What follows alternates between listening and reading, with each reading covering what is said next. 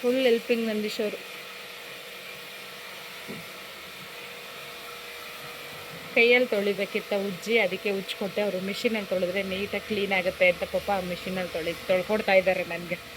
ಗಾಡಿಯಲ್ಲಿ ಲಾಸ್ಟಾಗಿ ನೀಟಾಗಿ ಫುಲ್ ವಾಶ್.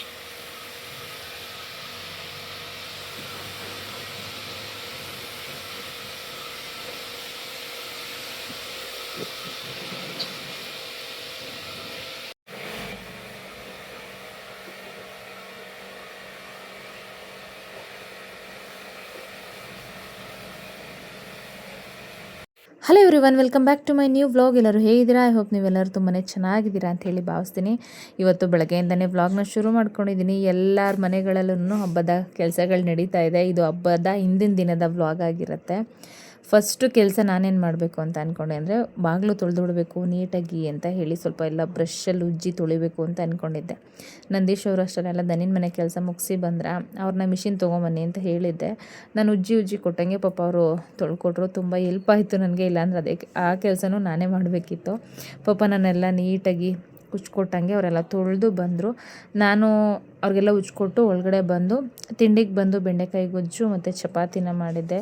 ತಿಂಡಿ ಎಲ್ಲ ರಕ್ಷಿಗೆ ಹಾಕ್ಕೊಟ್ಬಿಟ್ಟು ನಂದೀಶ್ವರಿಗೂ ಹಾಕ್ಕೊಟ್ಟು ಬಾಕ್ಸ್ ಎಲ್ಲನೂ ಪ್ಯಾಕ್ ಮಾಡಿ ರಕ್ಷಿಗೆ ನಾನು ಇವಾಗ ಸ್ವಲ್ಪ ಅಂಬ್ಲಿ ಕಾಯಿಸ್ಕೊಂಡಿದ್ದೀನಿ. ಬರೀ ಪ್ಲೈನ್ ಅಂಬ್ಲಿ ಕುಡಿಯೋದಕ್ಕಿಂತ ಸ್ವಲ್ಪ ಮೊಸರು ಮತ್ತು ಕರಿಬೇವು ಈರುಳ್ಳಿ ಹಾಕ್ಕೊಂಡು ಕುಡಿದ್ರೆ ತುಂಬ ಚೆನ್ನಾಗಿರುತ್ತೆ. ಹಾಗಾಗಿ ನಾನು ಅಂಬ್ಲಿ ಕುಡಿದ್ಬಿಟ್ಟು ಆಮೇಲೆ ರಕ್ಷಿನ ಬಿಡೋದಕ್ಕೆ ಹೋಗೋಣ ಅಂತ ಹೇಳಿಬಿಟ್ಟು ರೆಡಿ ಮಾಡ್ಕೋತಾ ಇದ್ದೆ. ಡೈಲಿ ಪ್ರೊಸೀಜರ್ ಇದೇ ಥರ ನಡೀತಾ ಇದ್ದೆ. ಒಂದು ಅಭ್ಯಾಸ ಮಾಡ್ಕೊಳ್ಳೋವರೆಗೂ ಆ ಅಭ್ಯಾಸ ಮಾಡ್ಕೊಂಡ್ಮೇಲೆ ಅಂದರೆ ಒಂದಕ್ಕೆ ನಾವು ಅಡಿಟ್ ಆದಮೇಲೆ ಅದನ್ನೇ ಕೇಳ್ತಾ ಇರುತ್ತೆ ನಮ್ಮ ಬಾಡಿನೇ ಆಗಿರ್ಬೋದು, ನಮ್ಮ ಮನಸ್ಸೇ ಆಗಿರ್ಬೋದು ಅಲ್ವಾ. ನಾನು ಇವಾಗ ಅಂಬ್ಲಿಗೆ ಫುಲ್ ಅಡಿಟ್ ಆಗಿಬಿಟ್ಟಿದ್ದೀನಿ. ನಗುನೇ ಬರಲ್ಲ ಪಾಪ ನಮ್ಮ ಮಗು ಮುಖದಲ್ಲಿ ಅಲ್ವೇನಪ್ಪ ಚಿನಿ.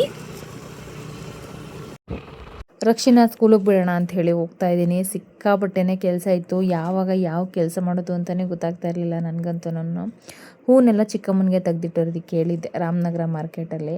ಹಾಗಾಗಿ ರಕ್ಷಿನ ಬಿಟ್ಟು ಬಂದು ಇವಾಗ ನಾನು ನಂದೀಶ್ ಅವರಿಬ್ಬರೂ ರಾಮನಗರಕ್ಕೆ ಹೋಗ್ತಾಯಿದ್ವಿ. ಹೂನೆಲ್ಲ ಈಸ್ಕೊಂಡು ಬರೋಣ. ಹಂಗೆ ಸ್ವಲ್ಪ ಕಟ್ ಪೀಸ್ ಬೇಕಿತ್ತು ನನಗೆ, ಅಂದರೆ ಬ್ಲೌಸ್ ಕಟ್ ಪೀಸ್ ಬೇಕಿತ್ತು. ಅದನ್ನು ಅಲ್ಲೇ ತೊಗೊಳ್ಳೋಣ ಅಂತ ಹೇಳಿಬಿಟ್ಟು ಅಲ್ಲಿ ಒಂದು ಕಟ್ ಪೀಸ್ ಅಂಗಡಿ ತುಂಬ ಚೆನ್ನಾಗಿದೆ ರಾಮನಗರದಲ್ಲಿ. ಹಾಗಾಗಿ ಅಲ್ಲೇ ತೊಗೊಳ್ಳೋಣ ಅಂಥೇಳಿ ಹೋದೆ. ತೊಗೊಂಡು ಅಲ್ಲಿಂದ ನಾವು ಮನೆಗೆ ಬಂದ್ವಿ. ಸಿಕ್ಕಾಬಿಟ್ಟೆ ಟೈಮ್ ಆಗಿಬಿಟ್ಟಿತ್ತು. ಹೋಗಿ ಚಿಕ್ಕಮ್ಮ ಸ್ವಲ್ಪ ಹೂನೆಲ್ಲ ಅವ್ರಿಗೆ ತೆಗ್ದಿಕ್ಕೆ ಕೇಳಿದ್ದೆ. ಅವರೇ ತೆಗ್ದಿಕ್ಕಿದ್ರು. ಅದನ್ನೆಲ್ಲ ತೊಗೊಂಡು ಬಂದು ಮನೆಯೆಲ್ಲ ಗಂಜಲ ಹಾಕಿ ಒರೆಸಿ ನೋಡಿ. ಶಿಫ್ಟಿಂಗ್ ಕೆಲಸ ಎಲ್ಲ ಮುಗಿದಿದೆ. ಅಂದರೆ ದಿವಾನ ಎಲ್ಲ ಆ ಕಡೆ ಜರುಗಿಸಿ ಉಯ್ಯಲೆಲ್ಲ ತೆಗೆದು ಎಲ್ಲನೂ ಆಗಿದೆ. ಮನೆಯೆಲ್ಲ ಫುಲ್ಲು ನೀಟಾಗಿ ಕ್ಲೀನ್ ಮಾಡಿಬಿಟ್ಟಿದ್ದೀನಿ. ಇಲ್ಲಿ ಕೂರಿಸೋದು ಪ್ರತಿ ವರ್ಷವೂ ನಾವು ಇಲ್ಲೇ ಕೂರಿಸೋದು. ಈಗ ಅಲ್ಲಿ ರೆಡಿ ಮಾಡಬೇಕು. ದೇವ್ರ ಪಾತ್ರೆಗಳೆಲ್ಲ ಅತ್ತೆನೇ ತೊಳೆದಿಟ್ಟಿದ್ರು. ದೇವ್ರ ಮನೆಯೆಲ್ಲ ಕ್ಲೀನಾಗಿದೆ. ಯಾಕಂದರೆ ಮೊನ್ನೆ ಶ್ರಾವಣ ಮಾಡಿದ್ವಲ್ಲ ಅವತ್ತೆಲ್ಲ ಕ್ಲೀನ್ ಮಾಡ್ಕೊಂಡಿದ್ದೀನಿ. ಹಾಗಾಗಿ ದೇವ್ರ ಮನೆಯೇನು ಜಾಸ್ತಿ ಗಲೀಜಾಗಿಲ್ಲ, ಅದು ನೀಟಾಗೇ ಇದೆ. ಇವಾಗ ಲಕ್ಷ್ಮೀನ ಕೂರಿಸೋದಕ್ಕೆಲ್ಲ ರೆಡಿ ಮಾಡ್ಕೋಬೇಕು. ನಂದೀಶ್ವರ್ಗೆ ಸ್ವಲ್ಪ ಬೇಗ ಬನ್ನಿ, ನನಗೆ ಹೆಲ್ಪ್ ಮಾಡಬೇಕು ಅಂತ ಹೇಳಿದ್ದೀನಿ. ಆಯಿತು ಅಂತ ಹೇಳಿ ಪಾಪ ಅವ್ರು ಹಾಲು ಕರೀತಾ ಇದ್ದಾರೆ. ಇಬ್ಬರು ಸೇರಿಕೊಂಡು ಸ್ವಲ್ಪ ಬೇಗ ಕೆಲಸಗಳನ್ನ ಮುಗಿಸ್ಕೋಬೇಕು. ನಾಳೆ ಅರ್ಲಿ ಮಾರ್ನಿಂಗ್ ಬೇಗನೆ ಪೂಜೆ ಮಾಡೋಣ ಅಂದ್ಕೊಂಡಿದ್ದೀನಿ. 5:30 ಅಷ್ಟರಲ್ಲ ಪೂಜೆ ಮುಗಿಸ್ಬೇಕು ಅಂತ ಅಂದ್ಕೊಂಡಿದ್ದೀನಿ. ಪೂಜೆನೂ ನಂದೀಶ್ ಅವ್ರ ಕೈಲೇ ಮಾಡಿಸ್ಬೇಕು. ಪ್ರತಿ ವರ್ಷವೂ ನಾನು ಅವ್ರ ಕೈಲೇ ಪೂಜೆ ಮಾಡಿಸ್ತೀನಿ. ಈಗ ಒಂದು 3-4 ವರ್ಷದಿಂದ. ನೋಡೋಣ ಈ ಸರಿ ಏನಾಗುತ್ತೆ ಏನೋ ಗೊತ್ತಿಲ್ಲ. ಪಾಪ ಚಿಕ್ಕಮ್ಮ ನಾನೇನು ತಿಂಡಿ ಮಾಡಿರಲಿಲ್ಲ ಅಂಥೇಳಿ ಒಬ್ಬರು ಚಿಕ್ಕಮ್ಮ ನೈಟ್ ಕಾಲ್ ಮಾಡಿ ಕೇಳಿದ್ರು, ಕೊಟ್ಟು ಕಳಿಸ್ಲಾ, ಬರ್ತೀರಾ, ಏನು ಹೆಂಗೆ ಮಾಡೋದು, ನನಗೂ ಬರೋದಕ್ಕಾಗಲ್ಲ ಅಂತ. ಪಾಪ ಇವತ್ತು ಊಹಿಸ್ಕೊಬರಕ್ಕೆ ಹೋಗಿದ್ನಲ್ಲ, ಆ ಚಿಕ್ಕಮ್ಮ ಇಲ್ಲ ತಗೋ ನಾನು ಮಾಡಿದ್ದೀನಿ, ನೀನು ಸ್ವಲ್ಪ ಇಡು ಅಂತ ಹೇಳಿ ಕೊಟ್ಟರು. ನಾನೇನು ತಿಂಡಿ ಮಾಡೋದಕ್ಕಾಗಿರಲಿಲ್ಲ. ಶ್ರವಣ ಮಾಡಬೇಕಿತ್ತು, ಮನೆ ಕ್ಲೀನಿಂಗು ಜೊತೆಗೆ ಹಸು ಮೇಯಿಸೋದು ಎಲ್ಲ ಈ ಸರಿ ಸಿಕ್ಕಾಪಟ್ಟೆ ರಿಸ್ಕ್ ಅಂತ ಅನ್ನಿಸ್ತಾಯಿತ್ತು ನನಗೆ. ಹಾಗಾಗಿ ನಾನೇನು ತಿಂಡಿ ಮಾಡಿರಲಿಲ್ಲ. ಬರೀ ಹಣ್ಣುಗಳನ್ನೇ ಇಡೋಣ ಅಂತ ಅಂದ್ಕೊಂಡಿದ್ದೆ. ನೋಡೋಣ. ಅವರು ಪಾಪ ಕೊಟ್ಟು ಕಳಿಸಿದಾರಲ್ವ, ಇವಾಗ ಆ ತಟ್ಟೆಗಳೆಲ್ಲನೂ ಅದಕ್ಕೆ ಜೋಡಿಸಿ ಇಡಬೇಕು.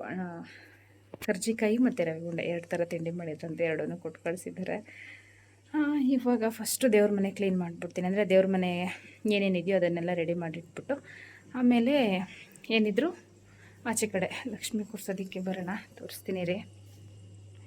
ಇಲ್ಲಿ ನೋಡಿ, ನೀರು ಇವಾಗ ಬಿನ್ಗೇನು ಅತ್ತೆ ತೊಳೆದೇ ಇಟ್ಟಿದ್ರು. ನಾನು ಇನ್ನೊಂದ್ಸರಿ ತೊಳ್ಕೊಂಡು ನೀರು ಹಿಡ್ಕೊಂಬಂದೆ. ಪಾತ್ರೆಗಳನ್ನೆಲ್ಲ ತೊಳೆದು ಇಟ್ಟಿದ್ದಾರೆ, ಬೆಳ್ಳಿ ಪಾತ್ರೆಗಳು. ಅಲ್ಲೂ ಒಂದಷ್ಟು ದೇವ್ರ ಪಾತ್ರೆ, ಅದು ಡೈಲಿ ಯೂಸ್ ಮಾಡೋದು, ಅದನ್ನು ತೊಳೆದಿಟ್ಟಿದ್ದಾರೆ. ಇವಾಗ ಅದಕ್ಕೆಲ್ಲ ಅರಿಶಿನ ಕುಂಕುಮ ಇಟ್ಟು ಅದನ್ನೆಲ್ಲ ರೆಡಿ ಮಾಡಿಕೊಂಡು ಆಮೇಲೆ ಲಕ್ಷ್ಮಿ ಹತ್ರ ಬರೋಣ. ಹಬ್ಬದ ದಿನ ಅಂತೂ ಎಷ್ಟು ಕೆಲಸ ಮಾಡ್ತಾಯಿದ್ರು ಟೈಮೇ ಸಾಕಾಗ್ತಾ ಇಲ್ಲ ಅಂತ ಅನ್ನಿಸ್ತಾ ಇದೆ ನನಗಂತೂ. ಆಲ್ರೆಡಿ ಟೈಮು 5 ಗಂಟೆ ಆಗಿಬಿಟ್ಟಿದೆ. ಅದಕ್ಕೆ ಇದನ್ನು ಕ್ಲೀನ್ ಅಂದರೆ ದೇವ್ರ ಮನೆದೆಲ್ಲ ರೆಡಿ ಮಾಡಿಬಿಟ್ಟು ಆಮೇಲೆ ನೀಟಾಗಿ ಮಧ್ಯದಲ್ಲಲ್ಲಿ ಲಕ್ಷ್ಮೀನ ಕೂರ್ಸೋದಕ್ಕೆ ರೆಡಿ ಮಾಡ್ಕೊಳ್ಳೋಣ ಅಂತ ಅಂದ್ಕೊಂಡಿದ್ದೀನಿ. ಅಲ್ಲಿ ಇಲ್ಲಿ 2 ಕಡೆನೂ ಗಡಿಬಿಡಿ ಮಾಡ್ಕೊಳ್ಳೋದು ಬೇಡ ಅಂತ. ನಂದೀಶ್ವರ್ ಬರುವಷ್ಟರಲ್ಲಿ ಇವಾಗ ದೇವ್ರ ಮನೆ ರೆಡಿ ಮಾಡಿ ಮತ್ತು ಅಡುಗೆಗೂ ಹಾಗೆ ಜೊತೆಲಿ ಅಡುಗೆಗೂ ರೆಡಿ ಮಾಡಿಕೊಂಡು ದೇವ್ರ ಮನೆನ ಇವಾಗ ರೆಡಿ ಮಾಡಿಬಿಡೋಣ ಬನ್ನಿ. ನೋಡಿ ದೇವ್ರ ಮನೆಯನ್ನೆಲ್ಲ ರೆಡಿ ಮಾಡಿ ಇಟ್ಟಿದ್ದೀನಿ. ಪಾಪ ಚಿಕ್ಕಮ್ಮರ ಮನೆಗೆ ಹೋದಾಗ ಅವ್ರು ಊಟ ಮಾಡ್ಕೊಂಡು ಹೋಗಿ ಅಂತ ಪಾಪ ಅಷ್ಟೊಂದು ಪಾಪ ಕೇಳ್ತಾಯಿದ್ರು, ಊಟ ಮಾಡ್ಕೊಂಡೋಗಿ ಇರು ಅಂತ ಹೇಳ್ಬಿಟ್ಟು. ಇಲ್ಲ ನಂಗೆ ಟೈಮ್ ಆಗಿಬಿಡುತ್ತೆ ಅಂಥೇಳಿ ಬಂದೆ. ಆದ್ರೂ ನನಗೆ ಟೈಮೇ ಸಾಕಾಗಲಿಲ್ಲ. ಇಷ್ಟೊಂದೆಲ್ಲ ರೆಡಿ ಮಾಡ್ಕೋಬೇಕಿತ್ತು ಮತ್ತು ಕಾಯಿ ಸುಲಿಸ್ಬೇಕಿತ್ತು. ಫಸ್ಟು ದೇವ್ರ ಮನೆಯೆಲ್ಲ ರೆಡಿ ಮಾಡಿಬಿಟ್ಟು ನಂದೀಶ್ವರನ ಕಾಯಿ ಸುಲ್ಕೊಟ್ಬಿಡಿ ಅಂತ ಹೇಳ್ಬಿಟ್ಟು ಕಾಯಿ ಸುಲ್ಕೊಳ್ಳೋಣ ಅಂತ ಮೇಲ್ಗಡೆ ಬಂದ್ವಿ. ವಾತಾವರಣ ಅಂತೂ ತುಂಬ ಕೂಲಾಗಿ ಕಾಮಾಗಿ ಚೆನ್ನಾಗಿತ್ತು. ಒಂದು ಸ್ವಲ್ಪ ಹೊತ್ತು ಮಾತಾಡಿಕೊಂಡು ಕಾಯೆಲ್ಲ ಸುಲ್ಕೊಂಡು ಇವಾಗ ಕೆಳಗಡೆ ಬಂದೆ. ಪೂಜೆ ಅಂದರೆ ದೇವ್ರ ಪೂಜೆಗೆಲ್ಲ ರೆಡಿ ಮಾಡ್ತಾ ಇದ್ನಲ್ಲ ದೇವ್ರ ಮನೇಲಿ, ಅದ್ರ ಜೊತೆಲೇ ನಾನು ಅಡುಗೆ ಕೆಲಸನೂ ಮುಗಿಸ್ಕೊಂಡ್ಬಿಟ್ಟಿದ್ದೆ. ಜಾಸ್ತಿ ಅಲ್ಲೇ ನಿಂತ್ಕೊಂಡು ಅಡುಗೆ ಮಾಡಬೇಕು ಅನ್ನೋ ಥರ ಏನಿಲ್ಲ, ಕ್ವಿಕ್ಕಾಗಿ ಬೇಗನೆ ಮಾಡ್ಕೊಂಡ್ಬಿಡ್ತೀನಿ. ಅಡುಗೆ ಕೆಲಸ ಎಲ್ಲ ಮುಗಿಸ್ಕೊಂಡು ಇವಾಗ ನಾನು ಬಂದೆ. ನಾನು ಅಡುಗೆ ಮಾಡಿ ಮುಗಿಸೋಷ್ಟರಲ್ಲಿ ನಂದೀಶ್ವರ್ ಹೋಗಿ ಸ್ನಾನ ಮಾಡಿಕೊಂಡು ಬಂದರು. ಮ್ಯಾಟ್ನ ಇದಕ್ಕೆ ಅಂತಲೇ ತೊಳೆದಿಟ್ಕೊಂಡಿದ್ದು. ಯಾಕೆ ಅಂತಂದರೆ ಮೈಲಿಗೆ ಎಲ್ಲ ಮಾಡಬಾರ್ದು, ಮಡಿಯಿಂದ ಮಾಡಬೇಕು ಅಂತ ಹೇಳಿಬಿಟ್ಟು ನನ್ನ ಕೈಲಿ ಎಷ್ಟಾಗುತ್ತೋ ಅಷ್ಟನ್ನೆಲ್ಲ ರೆಡಿ ಮಾಡಿದೆ. ಅಷ್ಟರಲ್ಲಿ ನಂದೀಶ್ವರ್ ಬಂದು ಯಾವ ಥರ ಸೀರೆ ಉಡಿಸ್ಬೇಕು ಏನು ಅಂತ ಹೇಳಿ ಪಾಪ ನನಗೆಲ್ಲ ಐಡಿಯಾ ಕೊಡ್ತಾಯಿದ್ದಾರೆ. ನಮ್ಮ ಹುಡುಗ ಯಾವಾಗಲೂ ಬಂದು ಉಡಿಸ್ಕೊಡ್ತಾ ಇದ್ದ, ನನಗೇನು ಇಷ್ಟೊಂದು ಟೆನ್ಷನ್ ಇರಲಿಲ್ಲ. ಇವಾಗ ಅವ್ನು ಇಲ್ಲದೆ ಇರೋದ್ರಿಂದ ಪಾಪ ನಂದೀಶ್ವರ್ದು ನಂದೇನೇ ತಯಾರಿ. ಇನ್ನೊಂದು ವಿಚಾರ ಏನು ಅಂದರೆ, ನಾನು ಸೀರೆ ಇಟ್ಕೊಂಡು ಅದನ್ನು ಇದು ಮಾಡಬೇಕಾದ್ರೆ ಅನ್ಕೋತಾ ಇದ್ದೆ, ನೆರಿಗೆ ಹಿಡಿಬೇಕಾದ್ರೆ ತುಂಬ ಬೇಗ ಆಗುತ್ತಾ, ಲೇಟ್ ಆಗುತ್ತೇನೋ ಏನೋ ಅಂತ. ಒಂದೇ ಸರಿಗೇನೆ ಅದೆಷ್ಟು ನೀಟಾಗಿ ನೆರಿಗೆನೂ ಬಂದುಬಿಡ್ತು. ಮತ್ತು ಎಷ್ಟು ನೀಟಾಗಿ ಸೀರೆನೂ ಲಕ್ಷ್ಮಿ ಬಿಡಿಸ್ಬಿಟ್ವಿ. ನಂದೀಶ್ವರ್ ನಾನಂದೆ ಒಂದೇ ಸ್ಟೆಪ್ ಉಡ್ಸೋಣ ಸಾಕು ಅಂತ. ನಂದೀಶ್ವರ್ ಇಲ್ಲ ಬೇಡ, ಎರಡು ಸ್ಟೆಪ್ ಉಡಿಸ್ಬೇಕು, ಯಾಕಂದರೆ ಬಾರ್ಡ್ರ್ ಇದೆಯಲ್ಲ ತುಂಬ ಚೆನ್ನಾಗಿ ಕಾಣುತ್ತೆ ಅಂತ ಹೇಳಿ ಅವ್ರಿಗೆ ಸಿಕ್ಕಾಪಟ್ಟೆ ಫೇವ್ರೆಟ್ ಸ್ಯಾರಿ ಆಗಿಬಿಟ್ಟಿದೆ ಇದಂತೂ, ಎಲ್ಲೋ ಮತ್ತು ಕಾಫಿ ಬ್ರೌನು. ಅದಕ್ಕೆ ಡಬಲ್ ಇದು ಬರೋ ಥರನೇ ಉಡ್ಸೋಣ ಲೇಯರು, ಚೆನ್ನಾಗಿ ಕಾಣುತ್ತೆ ಅಂತ ಹೇಳಿ ಪಾಪ ನೋಡಿ ಎಷ್ಟು ಚೆನ್ನಾಗಿ ಸೀರೆ ಉಡ್ಸ್ಕೊಂಡು ಕೊಟ್ಟಿದ್ದಾರೆ. ನನಗೆ ಸಿಕ್ಕಾಪಟ್ಟೆ ಖುಷಿಯಾಗೋಯ್ತು. ಜಾಸ್ತಿ ಟೈಮ್ ತೊಗೊಳ್ಳಿಲ್ಲ, ಏನಿಲ್ಲ, ಎಷ್ಟು ಬೇಗ ಕ್ವಿಕ್ಕಾಗಿ ಸೀರೆ ಉಡ್ಸಾಗೋಯ್ತು ಗೊತ್ತಾ. ಅದಕ್ಕೆ ಹೇಳ್ತಾ ಇದ್ದೀರಿ, ನೀವು ಒಂದೇ ಮನಸ್ಸಲ್ಲಿ ಬಂದುಬಿಟ್ಟಿದ್ದೀರಲ್ಲ ಅದಕ್ಕೆ ಕಣ್ರಿ ಅಂತ. ಪಾಪ ನಾನು ಒಬ್ಬಳೇ ಇರೋದ್ರಿಂದ ಬೇರೆ ಕೆಲಸಗಳನ್ನೆಲ್ಲ ಮಾಡ್ಕೊಂಡ್ಬಿಡ್ತೀನಿ. ಬಟ್ ಅದೇ ನಾವು ಲಕ್ಷ್ಮಿನ ಕೂರಿಸ್ಬೇಕಾದ್ರೆ, ಅಲಂಕಾರ ಮಾಡಬೇಕಾದ್ರೆ ಯಾರಾದರೂ ಒಬ್ಬರು ಇರಲೇಬೇಕು. ಈ ಥರ ಮಾಡಿ, ಇಲ್ಲಾಂದರೆ ಈ ಥರ ಮಾಡಿದ್ರೆ ಈ ಥರ ಆಗುತ್ತೆ ಅಂತ ಐಡಿಯಾ ಕೊಡೋದಕ್ಕಾಗಿರ್ಬೋದು. ಯಾವುದಕ್ಕೊಂದಕ್ಕೂ ಅಷ್ಟೇನೆ. ಒಂದು ಬಳೆ ಹಾಕಬೇಕಾದ್ರೆ, ಸೀರೆ ಉಡಿಸ್ಬೇಕಾದ್ರೆ ಪಾಪ ಪ್ರತಿಯೊಂದೂ ನಂದೀಶವರು ಇಲ್ಲಿ ಸೀರೆ ಉಡ್ಸಿದ್ರೆ ಅಲ್ಲಿ ಕುತ್ಕೊಂಡು ಹೇಳೋರು ನನಗೆ, ಇದು ಸ್ವಲ್ಪ ನೆರಿಗೆ ಈ ಕಡೆ ಆಗಿದೆ, ಈ ಥರ ಬರಬೇಕು, ಇವಾಗ ಡಾಬ್ ಹಾಕು ಅಂತ ಹೇಳ್ಬಿಟ್ಟು. ಇವಾಗ ಬಳೆ ಹಾಕೋದಕ್ಕೆಲ್ಲ ಐಡಿಯಾ ಮಾಡ್ತಾಯಿದ್ದಾರೆ. ನಾನು ಅವಾಗ ಪೇಪರೆಲ್ಲ ಹಾಕಿ ಏನೇನೋ ಮಾಡ್ತಾಯಿದ್ದೆ. ಇವಾಗ ನಂದೀಶವರು ಸಣ್ಣದೊಂದು ತಂತಿ ಇಟ್ಕೊಂಡಿದ್ರು, ಆ ತಂತಿಲಿ ಹಾಕಿ ನೀಟಾಗಿ ಕಟ್ತಾಯಿದ್ದಾರೆ. ಅದು ಡೆಕೋರೇಷನ್ಗಂತ ನಾವು ಅಯ್ಯಪ್ಪ ಸ್ವಾಮಿ ಡೆಕೋರೇಷನ್ ಮಾಡಿದ್ರಲ್ಲ ಅವಾಗ ಅವರು ಲಕ್ಷ್ಮಿಗೆ ಈ ಥರ ಎಲ್ಲ ಮಾಡಿದ್ರಂತೆ. ನನಗೆ ಗೊತ್ತಿರಲಿಲ್ಲ. ಅದೆಷ್ಟು ತೆಳ್ಳಗಿತ್ತು ಅಂದರೆ ದಾರ, ನಿಮಗೂ ಯೂಸ್ ಆಗುತ್ತೆ ಅಂತ ಅನಿಸುತ್ತೆ, ಹಬ್ಬಗಳ ಟೈಮಲ್ಲಿ ತೊಗೊಳ್ಳಿ. ನಾವು ದಾರ ಕಟ್ತೀವಲ್ವ, ಸೇಮ್ ಅಷ್ಟು ತೆಳ್ಳಗಿತ್ತು ಆ ತಂತಿ. ತುಂಬ ಯೂಸ್ ಆಯಿತು ನನಗಂತೂ ಹಬ್ಬದ ಟೈಮಲ್ಲಿ. ನಂದೀಶ್ವರು ಆ ಥರ ಮಾಡೋಣ ಅಂತ ಹೇಳಿ ಅದನ್ನೆಲ್ಲ ಬಳಸ್ಕೊಂಡು ಬಳೆ ಎಲ್ಲ ಹಾಕಿ ಕೊಟ್ಟರು. ನೋಡಿ ಎಷ್ಟು ಚೆನ್ನಾಗಿ ಕಾಣಿಸ್ತಾ ಇದೆ. ನಮ್ಮ ಮನೆಯ ಪುಟ್ಟ ಲಕ್ಷ್ಮಿ ತುಂಬ ಚೆನ್ನಾಗಿ ಕಾಣಿಸ್ತಾ ಇದ್ದಾರೆ. ನಾನು ಫಸ್ಟು ಬಿಂದಿಗೆಗೆ ಸೀರೆ ಎಲ್ಲ ಉಡಿಸಿ ರೆಡಿ ಮಾಡಿಬಿಟ್ಟು ಆಮೇಲೆ ಕಳಿಸೋದು ಒಳಗಡೆ ಏನೇನು ಹಾಕ್ತೀವೋ ಅದನ್ನೆಲ್ಲ ಹಾಕಿ ವಿಳೆದೆಲೆ ಇಟ್ಟು ತೆಂಗಿನಕಾಯೆಲ್ಲ ಇಡೋಣ ಅಂತ ಅಂದ್ಕೊಂಡಿದ್ದೆ. ಅದಕ್ಕೇ ಫಸ್ಟೆಲ್ಲ ಸೀರೆ ರೆಡಿ ಮಾಡಿ ತೆಂಗಿನಕಾಯಿನ ಫುಲ್ಲು ಜುಟ್ಟೆಲ್ಲ ಕಿತ್ತಿರಲಿಲ್ಲ ನಾನು. ಅಂದರೆ ಫುಲ್ಲು ನೀಟ್ ಮಾಡಿಬಿಟ್ರೆ ಮೊಕ್ವಾಡ ತುಂಬ ಹಿಂದೆ ಆಗಿಬಿಡುತ್ತೆ. ಹಾಗಾಗಿ ಅದ್ರ ಮೇಲ್ಗಡೆ ದಪ್ಪಕ್ಕೆಲ್ಲ ಕಾಯಿನ ಹಂಗೆ ಬಿಟ್ಟಿದೆ, ನೀಟಾಗಿ ಜುಟ್ಟೆಲ್ಲ ಕಿತ್ತಿರಲಿಲ್ಲ. ಲಕ್ಷ್ಮಿಗೆ ತುಂಬ ಚೆನ್ನಾಗೇ ಮೊಕ್ವಾಡ ನೀಟಾಗಿ ಕಾಯಿಗೆ ಫಿಕ್ಸ್ ಮಾಡಿದ್ದೀವಿ ಅನ್ನೋ ಥರನೇ ಕೂತಿತ್ತು. ತುಂಬ ಚೆನ್ನಾಗಿ ಕಾಣಿಸ್ತಾಯಿದ್ರು ಲಕ್ಷ್ಮಮ್ಮ.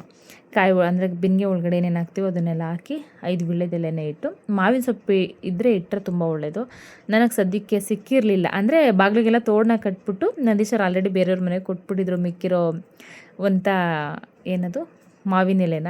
ಹಾಗಾಗಿ ವೀಳ್ಯದೆಲೆನೇ ಚೆನ್ನಾಗಿತ್ತಲ್ಲ ಅದನ್ನೇ ಒಂದು 5 ಇಟ್ಟು ತೆಂಗಿನಕಾಯಿಗೆ ಸ್ವಲ್ಪ ಅರಿಶಿನ ಕುಂಕುಮ ಎಲ್ಲ ಹಚ್ಬಿಟ್ಟು ಇವಾಗ ಮಕ್ವಾಡನ ಕಟ್ಟಿ ತೋರಿಸ್ತಾ ಇದ್ದಾರೆ ನಂದೀಶ್ವರ್. ಇಷ್ಟಕ್ಕೆ ಸಾಕಾ, ನಿನಗೆ ಸರಿ ಹೋಗುತ್ತಾ ಅಂತ. ಪಾಪ ಮಕ್ವಾಡನೆಲ್ಲ ಕಟ್ಟಿ ಲಕ್ಷ್ಮಿನ ಫುಲ್ಲು ಅಲಂಕಾರ ಮಾಡೋವರೆಗೂ ನಾನು ನಂದೀಶ್ವರ್ ಊಟ ಮಾಡೋದಕ್ಕೆ ಹೋಗಲೇ ಇಲ್ಲ. 8 ಗಂಟೆ ಏನೋ ಆಯಿತು. ನಾವು 6:30ಗೆ ನಿಂತ್ಕೊಂಡಿದ್ದಕ್ಕೆ 8 ಗಂಟೆ 8:15 ಆಯಿತು ಲಕ್ಷ್ಮಿನ ನೀಟಾಗಿ ಕೂರಿಸಿ ಅಲಂಕಾರ ಮಾಡೋದಕ್ಕೆ. ಅಲ್ಲಿವರೆಗೂ ಪಾಪ ಅವರೂ ಅಷ್ಟೇನೇನೆ ಎಂಜಲು ಮಾಡಬಾರ್ದು, ಏನೂ ಇಲ್ಲ, ಮಡಿಯಿಂದ ಮಾಡಬೇಕು ಅಂತ ತುಂಬ ಅಂದರೆ ತುಂಬ ಅನಿಷ್ಟಾಗಿ ಲಕ್ಷ್ಮಿನ ಕೂರಿಸ್ಕೊಂಡು ಕೊಟ್ಟರು ಈ ಸರಿ ಅಂತನೂ. ಲಕ್ಷ್ಮಿ ಅಲಂಕಾರ ಎಲ್ಲ ಮುಗೀತು. ಫೈನಲಾಗಿ ತೋರಿಸ್ತೀನಿ ರೀ ನಾವು ಯಾವ ಥರ ಅಲಂಕಾರ ಮಾಡಿದ್ದೀವಿ ಅಂತ. ನೋಡಿ, ಈ ಥರ ಅಲಂಕಾರನ ಮಾಡಿದ್ದೀನಿ ನಾನು. ನಂದೀಶ್ವರ್ ಬರೋಷ್ಟಲ್ಲೇ ಹಿಂದೆಗಡೆ ನಾನು ಸ್ಕ್ರೀನೆಲ್ಲ ಹಾಕ್ಕೊಂಡು ರೆಡಿ ಮಾಡ್ಕೊಂಡಿದ್ದೆ. ಪುಟ್ಟದಾಗಿ ಚಿಕ್ಕದಾಗಿ ಇದೇ ಥರ ಕೂರಿಸ್ಬೇಕು ಅಂತ ಅಂದ್ಕೊಂಡಿದ್ದೆ. ಫೈನಲಾಗಿ ಇದೇ ಥರ ಲಕ್ಷ್ಮಿನ ಕೂರಿಸಿದ್ದೀನಿ. ಲಕ್ಷ್ಮಿನೆಲ್ಲ ಕೂರಿಸಿ ಬಾಗಿಲೆಲ್ಲ ತೊಳೆದು ರಂಗೋಲಿನ ಹಾಕ್ತಾಯಿದ್ದೀನಿ. ಬೆಳಗ್ಗೆಗೆ ರಂಗೋಲಿ ಹಾಕೋದಕ್ಕೆ ತುಂಬಾ ಟೈಮ್ ತೊಗೋತುತ್ತೆ. ಹಾಗಾಗಿ ಫ್ರಂಟ್ ಬಾಗಿಲು ನಮ್ದೆಲ್ಲ ಕಿತ್ತಾಕ್ಬಿಟ್ಟಿದ್ದಾರೆ. ರೋಡ್ ಮಾಡ್ತೀವಿ ಅಂತ ಅಲ್ಲಿ ರಂಗೋಲಿ ಬಿಡೋದಕ್ಕಾಗಲ್ಲ. ತುಳಸಿ ಕಟ್ಟೆನ ಕಾಂಪೌಂಡ್ ಮೇಲೆ ಇಟ್ಟಿದ್ನಲ್ಲ, ಅದನ್ನು ತೆಗೆದು ಕೆಳಗಡೆ ಇಟ್ಟು ಒಂದು ಪುಟ್ಟದಾಗಿ ರಂಗೋಲಿ ಹಾಕಿ ಅದಕ್ಕೆ ಕಲರಿಂಗ್ ಮಾಡೋಣ ಅಂತ ಹೇಳಿ ಮಾಡ್ತಾಯಿದ್ದೀನಿ. ನನಗೆ ಇನ್ನೂ ಕಲರ್ ಬೇಕು ಅಂತ ಅನ್ನಿಸ್ತಾ ಇತ್ತು, ಅಂದರೆ ಬೇರೆ ಕಲರ್ ಬೇಕು ಅಂತ. ಬಟ್ ಆದರೆ ಇರೋದನ್ನೇ ಯೂಸ್ ಮಾಡಿಕೊಂಡು ರಂಗೋಲಿ ಹಾಕೋಣ ಅಂತ ಹೇಳಿ ಹಾಕ್ತಾಯಿದ್ದೀನಿ. ನನ್ನ ಕೆಲಸಗಳೆಲ್ಲ ಬೇಗ ಮುಗ್ದೋಯ್ತು. ನಮ್ಮ ಮನೇಲಿ ಎಲ್ಲ ಮುಗಿದ್ಮೇಲೆ ನಳಿನಕ್ಕ ಅವ್ರ ಮನೆಗೆ ಹೋಗಿ ಒಂದಷ್ಟೊತ್ತು ಮಾತಾಡಿಕೊಂಡು ಅವ್ರ ಮನೇಲೆಲ್ಲ ಲಕ್ಷ್ಮಿಗೆ ಸೀರೆ ಉಡಿಸ್ತಾ ಇದ್ದೆ. ಆ ಒಂದು ವಿಡಿಯೋನ ನಾನು ಕ್ಲಿಪ್ಪಿಂಗ್ಸ್ನ ತೊಗೊಂಡಿಲ್ಲ. ಈ ಒಂದು ವ್ಲಾಗು ನಿಮಗೆಲ್ಲರಿಗೂ ಇಷ್ಟ ಆಗಿದೆ ಅಂತ ಅಂದ್ಕೊಂಡಿದ್ದೀನಿ. ಇಷ್ಟ ಆಗಿದೆ please subscribe to my YouTube channel. Subscribe ಮಾಡ್ಕೊಂಡು ನೋಡ್ತಾ ಇರೋರಿಗೆ ತುಂಬಾ ಥ್ಯಾಂಕ್ಸ್ನ ಹೇಳ್ತೀನಿ.